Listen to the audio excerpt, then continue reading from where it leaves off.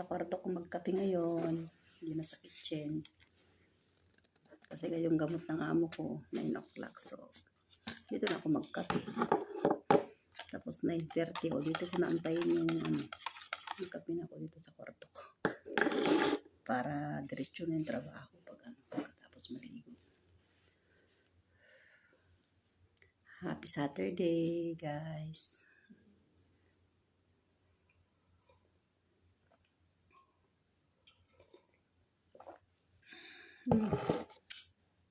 Very nice coffee.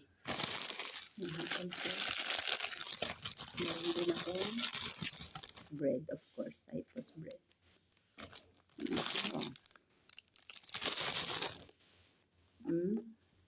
I watch video. My videos in my YouTube. Sometimes I watching there.